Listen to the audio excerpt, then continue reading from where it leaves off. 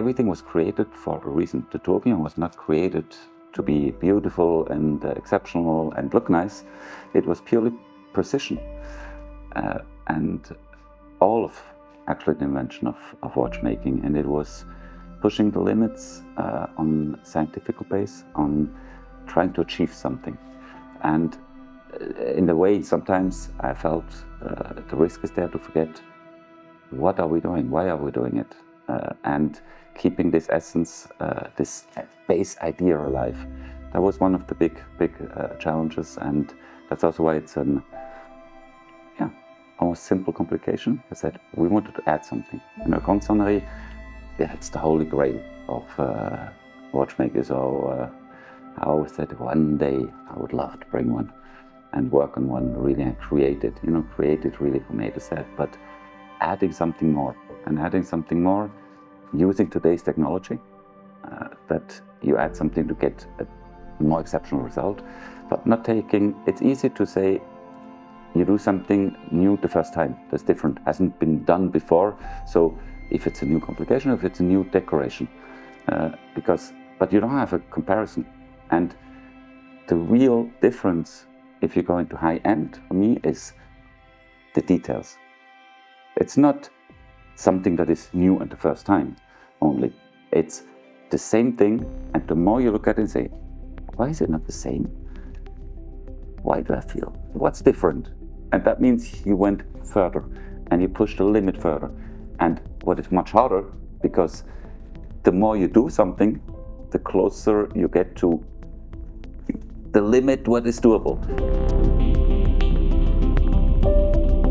After wearing it a week, it's like, whoa, this is now what I'm looking at. And that was the whole idea. That's why also at Double Sonnerie, because we add something, yes, we add complication, but we add the same complication. We dedicate all the energy on one theme, on a Grande Sonnerie. Yes, I hope, because we were very quiet on the watchmaking side for some years, on the complicated watchmaking side, not on the watchmaking in general, I think, but our complications on especially very traditional and classic complication. That's also why we stay very traditional on the first look.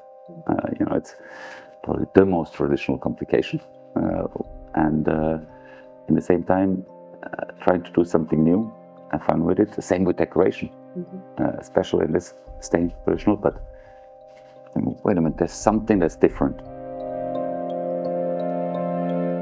It's something that is an experience. A watch is an experience, and not just a dead object that you can reproduce by looking at it from a distance. It's an overall experience. From wearing, from, in this case, hearing. Not in this case, that's what I'm talking about.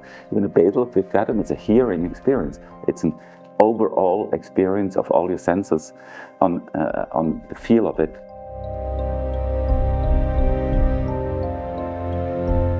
Absolutely, I agree with that. And I think it's it's natural, because if you find something new, you would think that's the end. We went to the end. Otherwise, if we would know something more, it would already be there. Hundreds of years ago, the watchmakers were some of the most innovative, something that touched limits on physics, on philosophy, and that's extremely innovative. So keeping this spirit alive, challenging what is seen as, that's it, that's reality. And sometimes later we realize, that was not reality at all. That's what we thought with our knowledge, with our ways of what we were capable of seeing. And keeping the spirit alive automatically, you have to talk about innovation in the same sentence.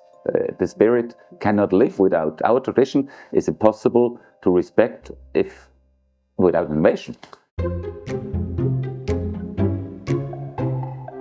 With all respect for his career and for him as a musician and as a star of rock, I see him as a fellow watch geek, and that's how it was that I said, I need somebody to compose melody, do something to work on this project.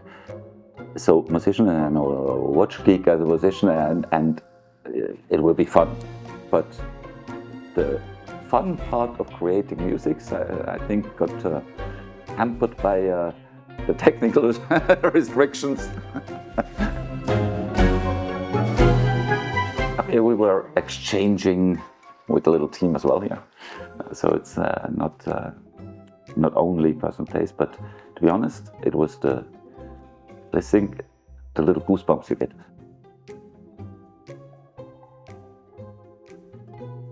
I hope that exactly that with this watch it was very important that it's something you can use. You should wear it, so again the haptic, the overall feel of it. So I hope that you have an experience like, whoa, that feels nice. My passion about watches, because it's kind of a moving, functioning, living art. I love art, but I love mechanics. And for me, that's just the ideal world to get that together. Our wife is an artist, a painter, so I love her art. But I always say, but you know, mine has something additional.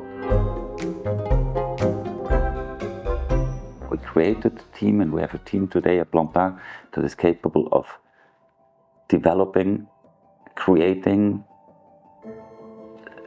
this completely in-house. And at the same time, for me, this is only the beginning.